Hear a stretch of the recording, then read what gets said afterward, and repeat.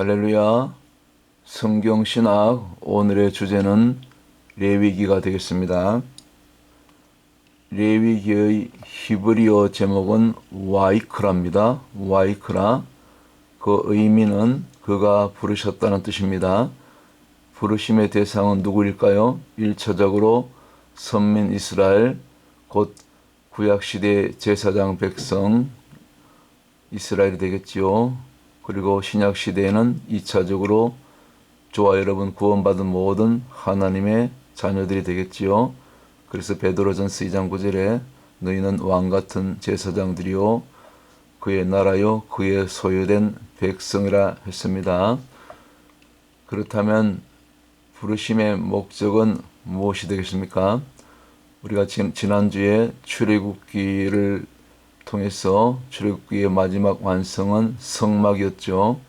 성막은 곧 하나님의 임재를 상징하는 그런 장소라고 또 공간이라고 볼 수 있었죠.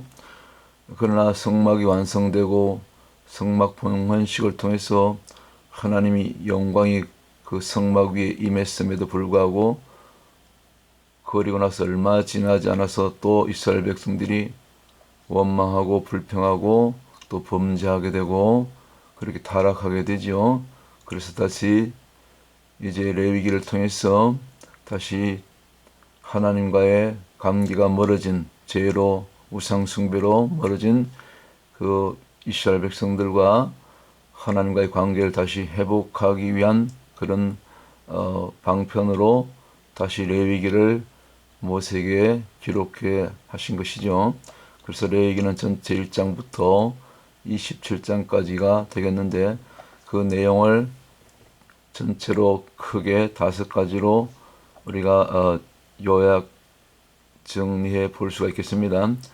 5가지: 관계법, 성결법, 절기법, 안식법, 복지법. 제가 이렇게 편의상 여러분들이 알아듣기 쉽게, 이해하기 쉽게 그렇게 이렇게 제목을 붙여본 것입니다. 누군가 그러더라고요. 레위기 설교를 하면은 성도들이 많이 떠나간다고요. 그 다음에 말라기 또 11조. 제가 개척교회 16년 하면서 그 말이 맞더라고요. 제가 한 7, 8년 전에 연말에 레위기하고 말라기를 그냥 원색적으로 설교했더니 12월 말 되니까 몇 가정이 실제적으로 교회를 떠나시더라고요. 그 말이 맞는 것 같아요. 어쨌거나 첫 번째 레위기 다시 본론으로 와가지고 관계법이라 제가 말씀드렸는데, 관계법이란 다른 말하면 제사법을 말합니다. 레위기에 여러분 잘 아시다시피 5대 제사가 있죠. 번제, 소제, 화목제. 이것은 자원제고 감사제고, 그 다음에 4번째 속제제, 5번째 마지막 속건제. 이거는 의무제이죠. 소제 같은 경우는 단독으로 들을 수 있지만 보통 대개는 다른 피제사와 함께 드려졌습니다. 그래서 원래 하나님과의 관계는 피로 맺어진 언약이기 때문에 항상 피가 있어야 되는데, 특별히 예외적으로 아주 가난한 백성들을 배려해서 그 짐승 한 마리 살 그런 돈조차 없는 분들을 위해서, 그런 백성들을 위해서 특별히 예외적으로 소제를 허락했다 하지요. 어쨌거나 이 제사법 5대 제사, 그 다음에 드리는 방법이 4가지 있는데, 뭐 이렇게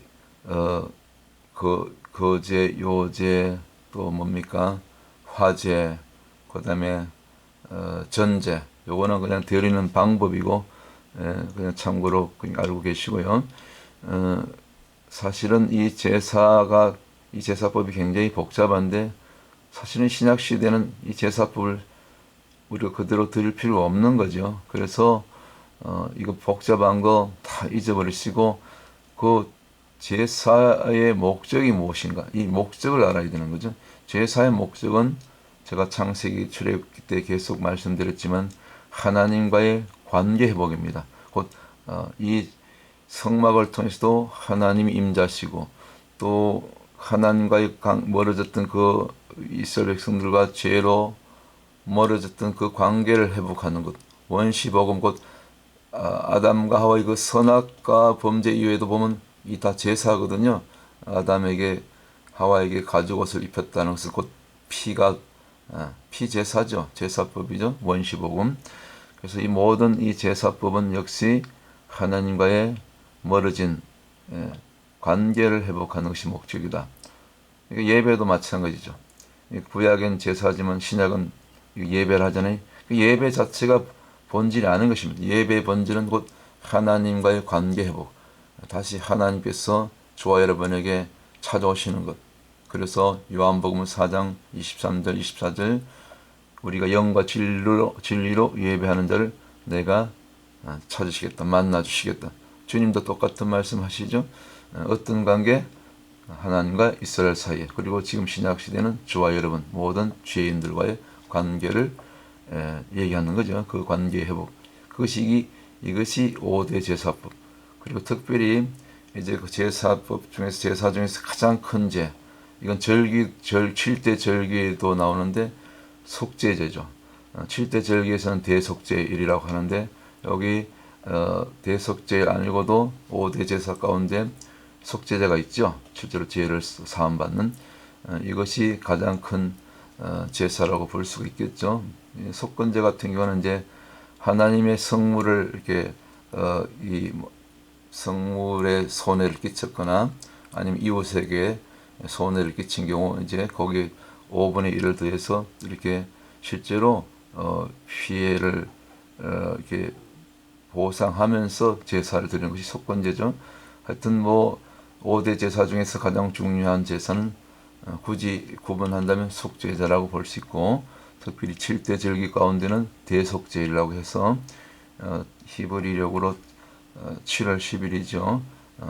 그날 대속죄를 통해서 1년 동안 지었던 모든 이스라엘 백성들의 죄를 한꺼번에 이제 속함을 받는 그 절기가 대속절이고, 사실은 예수 그리스도께서 이 땅에 재림하셔서 그때까지 이 모든 이스라엘 이제 회개하고 돌아올 자들의 모든 죄를 사하는 것. 1차적으로는 이스라엘의 죄를 사하는 것이죠. 그렇게 해서 이제 7대 절기로 마지막 초막절로 나가게 되죠.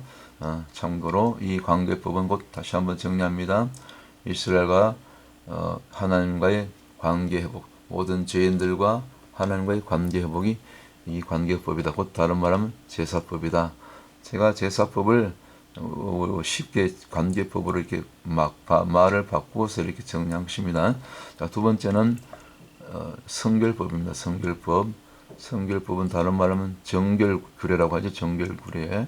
그래서 짐승도 정한 짐승, 부정한 짐승. 그 정한 짐승만 우리가 먹을 수 있는 것이죠.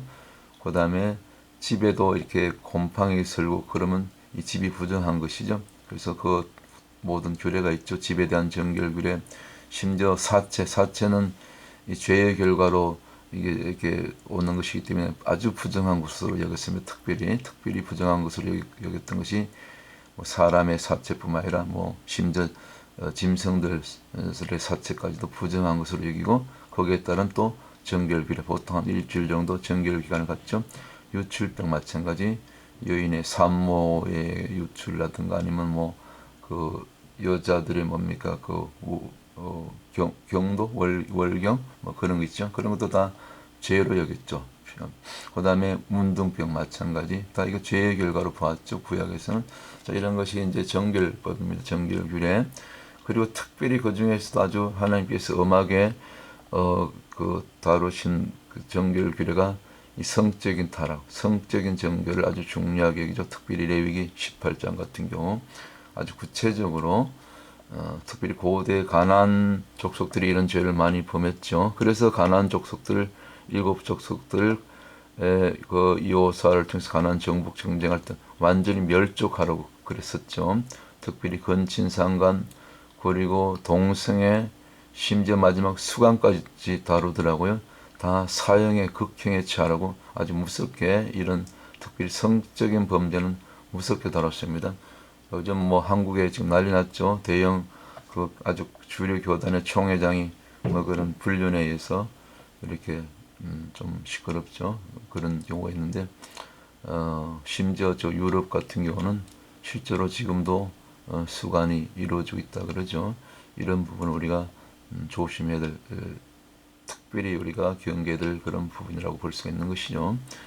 그래서 왜냐하면 이스라엘 백성들은 하나님과 일차적으로 피로 맺은 언약 관계로 맺어진 백성들이기 때문에 그래서 레위기 11장 45절 이하 또 다른 곳곳에 이 거룩에 대해서 계속 하나님께서 강조해서 말씀하고 계시죠. 여러분 내가 거룩하니 너희도 거룩하라.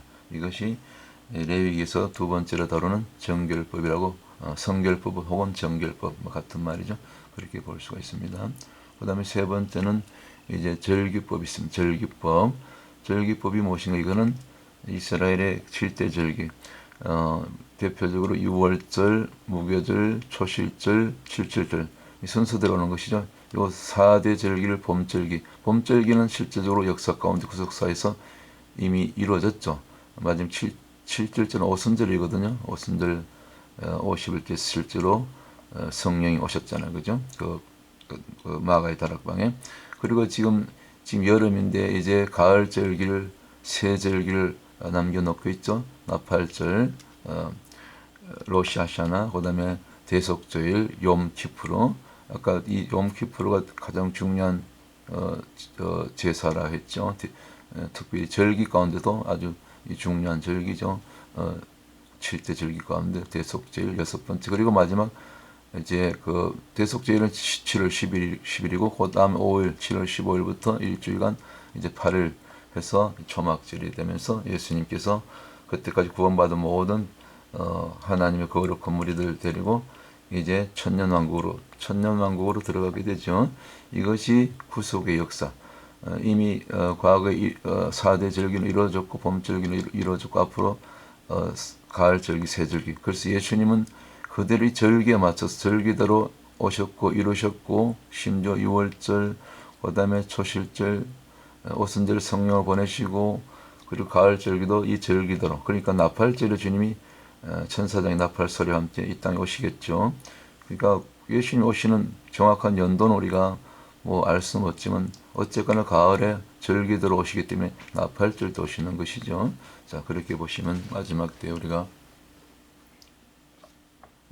그 구약의 이사갈 지파의 기름 부음처럼 우리가 시세를 알고 그리고 때를 알고 그리고 무엇을 행할 것인가를 알고 그렇게 우리가 영적으로 깨어서 마지막 때 주의 재림을 준비하면서 그렇게 남은 생에 주님이 기뻐하시는 전도와 선교로 그렇게 섬기다가 그렇게 주님 앞에 가실 수 있는 저와 여러분들 다 되시기를 주 이름으로 축복합니다. 그 다음에 이제 네 번째 안식법이라고 있습니다. 안식법. 안식은 이제 안식 규례입니다. 안식 규례. 가장 중요한 첫 번째 이 규례가 안식일 규례죠. 이게 안식법에서는 7일 제7일 안식일. 그렇다고 제7일 안식교라고 우리가 오해하면 안 됩니다. 원래 하나님께서 정하신 규례입니다. 안식 그 교단들이 자기들 옳다고 또 주일을 지키는 사람들 뭐 적그리스도 이렇게 이제 서로 이렇게 오해하는데 그러면 안 되죠. 안식을 지키되 성경대로 지켜야 되는 거죠. 원래 그 하나님 정하신 규례는 안식일 규례 그리고 이 안식을 정한 것은 하나님께서 내가 안식했으면 너희도 안식하고 그리고 안식일은 하나님께서 너희들에게 복 주신 날입니다. 우리 인간이 하나님 백성들이 하나님 자녀들이 하나님으로부터 부족함. 우리 인간은 수는 육수기 때문에 인간수 육수기 때문에 그 인생수는 항상 하나 부족한 수이기 때문에 그 하나의 부족함을 채우는 수가 제7일 안식 하나님의 숫자 하나님 채우시는 제7일 안식일이거든요. 그리고 복 주신 날이고 그래서 우리 안식법을 지키면 안식일이고 그 다음에 7년째 안식년 그 다음에 50년째 희년 이걸 그대로 지키면 땅도 회복이 되고 땅에 속한 모든 기업도 회복이 되고 모든 인생들 죄인의 개인 인생 가정 자녀 모든 것이 회복되는 것이 안식법입니다. 그래서 안식법대로만 우리가 순종하면 반드시 하나님께서 복을 주시고 회복을 허락하시는 것이 이 역사의 이게 기록입니다. 증거입니다. 과거 이스라엘 백성들이 그 바벨론 포로에 끌려가서 70년을 포로기로 보내죠. 그 전에 70번 과거 유다 그 이전 백성들이 70번 안식년을 범했습니다. 안식년을 지키지 않았습니다. 그래서 강제로 땅의 안식년을 취하고 그들의 또 죄를 또 징계하고 깨닫게 하기 위해서 다시 회복하기 위해서 70년 강제 안식을 땅의 안식을 하나님께서 취하신 거죠. 그 바벨론 70년 포로기를 통해서 이거 역사적인 팩트입니다. 마지막 5번째 이게 복지법이 있습니다. 복지법이 뭐냐면은 이게 다른 말하면 재정 관리인데 그 레위기는 이제 마지막 장이 27장인데 그 레위기 27장 마지막 끝 부분에 서원에 관한 그런 그 규례가 나옵니다. 서원의 규례가 보면 그 개인적으로 하나님께 사람을 드리든지 실제로 사람을 드리는 것이 아니라 이제 서원으로 자녀를 하나님의 종으로 바친다든지 그렇게 서원하지요. 물론 사람도 드리지만 사실은 자기 땅 그다음에 집 이런 것들을 그 어떤 재물을 소유를 하나님께 드리는 것 서원하면서 이것이 서원법이거든요. 그러니까 이 경제와 관련됩니다. 자녀를 드리는 것도 내가 하나님께 드리는 거죠. 어떤 소유의 개념에서 보면 경제관념이죠. 물론 사람인데 물론 예외적이지만 그 영적인 원리는 그런 겁니다. 그래서 이게 모든 것이 하나님의 경제 원칙과 관련되는 것입니다. 그래서 마지막은 그래서 서원을 먼저 다루고 마지막 끝 부분에 레위기 27장 마지막 끝 부분에 11조를 거기 기록하고 있습니다. 이게 11조는 꼭 말라기에서 나오잖아요. 또 재차 강조해서. 근데 이미 말라기 전에 이미 레위기에 11조가 있는 것입니다. 그래서 이 11조 다른 말하면 이게 복지법입니다. 복지법.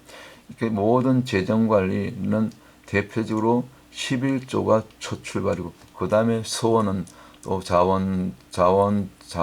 자원해서 드리는 거죠. 또 감사의 또 제목으로 드릴 수 있고 아니면 어떤 특별한 하나님께 바라는 그런 소원을 담아서 소원을 하면서 드릴 때 그 소원 기도는 또 반드시 소원한 대 지켜야 되고 또 소원으로 드린 그 기도라든가 어떤 그 예물 하나님께서 반드시 축복하십니다.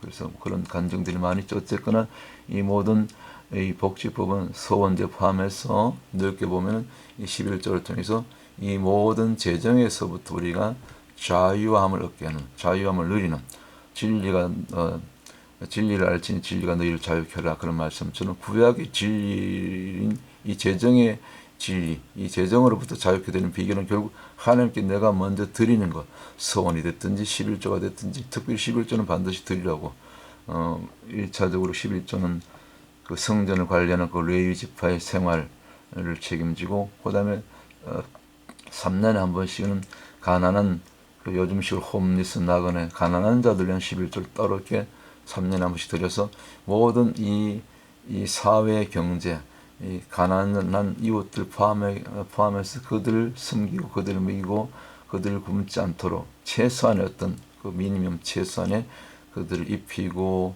또 먹이고 또 필요하면 또 이게 잠잘 곳도 마련해주고 요즘 말하자면 이제 이 노숙인 사역, 홈리스 사역 저희도 지금까지 교회를 개척한 다음에 지금 한 16년째 그런 정말 가난하고 병들고 소외된 그런 홈리스 노숙인 막 같은 말이죠.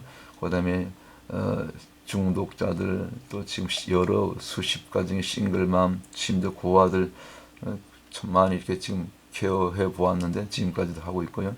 이게 말하자면 이 재정의 일부를 특별히 11조를 떼서 나머지 또 더 플러스해서 물론 선교비도 나가지만 선교들 또 선교지가 특별히 가난하잖아요.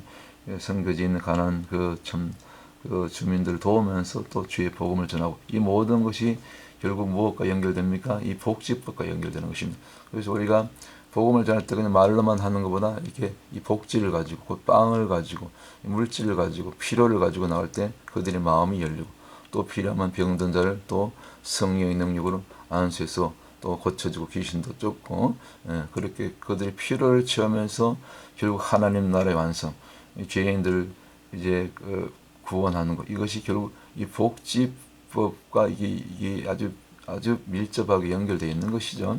하나님께서 그래서 재정의 주체는 저와 여러분이 아니고, 여러분의 비즈니스가 아니고, 여러분의 직장이 아니고, 여러분의 노력이 아니고, 여러분의 어떤 특별한 재능이 아니고, 지위가 아니고, 사실은 신명기 8장 18절에 있는 말씀처럼 내가 재물 얻을 능력을 너에게 준다 했죠. 하나님께서 우리에게 이스라엘 백성들에게 재물 얻을 능력을 내가 준다고 해요. 하나님이 주신다는 것이죠. 우리가 일해서 버는 것 같지만 사실은 하나님이 주시는 것이죠. 하나님 허락하셔야지. 하나님 일할 수 있는 건강도 주셔야 되죠. 지혜도 주시고 재능도 주시고 뭐 다 필요한 거 하나님이 다 그렇게 역사하신 거죠. 그리고 또 신약에 와서는 마태복음 6장 33절인 말씀처럼 너희는 먼저 그의 나라와 의를 구하라. 그러면 이 모든 것을 더하리라. 염려할 필요 없다. 내일 이 모든 것이 사실은 복지법하고 이게 연결되는 거죠. 자, 그래서 이러한 5가지 이제 레위기 어렵지 않죠. 이렇게 쉽게 우리 레위기 읽으면 머리 아프고 뭐 그런데 절대 그렇지 않습니다. 오늘 이 신약 시대에 맞게 뭐 지금 제사를 드릴 필요가 없잖아요. 예수님께서 다 단번석제로 염소와 송아지 필요 아니하고 오직 자기 피로 성소에 들어가서 단번에 영원한 속죄를 이루셨느니라.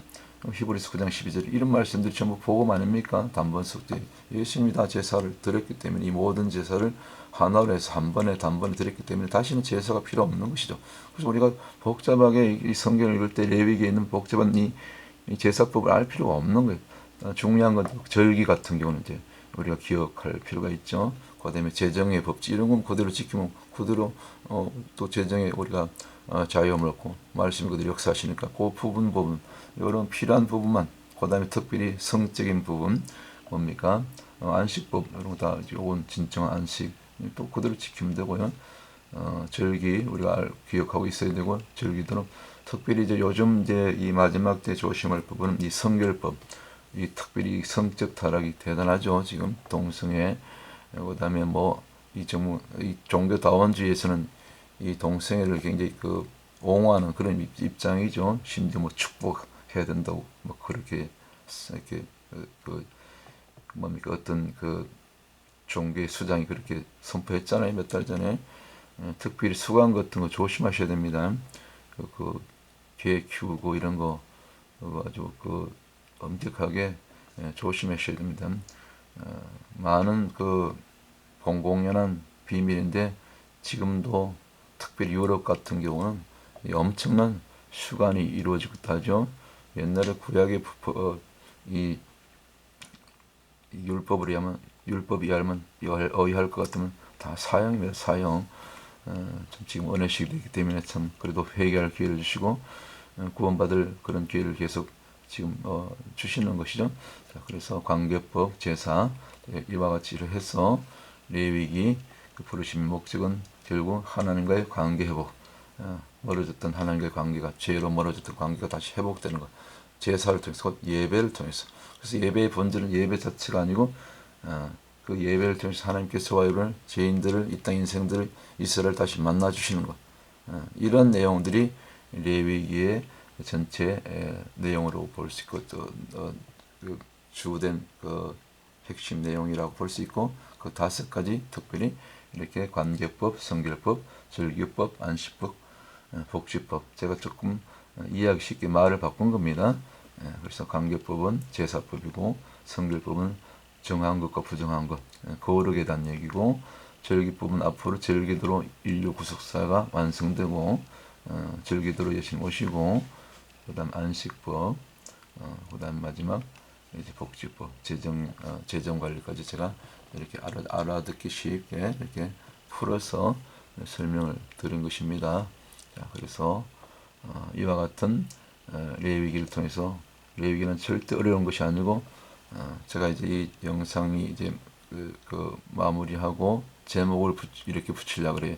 레위기가 이렇게 쉬운 것이라니 뭐 이런 식으로 레위기는 절대 어렵지 않습니다. 이렇게 쉽게 여러분이 이해하시고 레위기대로 또 성경 66권대로 그렇게 남은 생에 하나님 기뻐하시는 전도와 선교를 해서 우리 몸을 불살르고 가루가 되고 그렇게 죽기까지 그렇게 하나님 앞에 충성하다가 주님 앞에 가십시다. 할렐루야. 예, 평안한 밤 되시기 바랍니다. 또 다음 주제로 또 찾아뵙도록 하겠습니다. 할렐루야.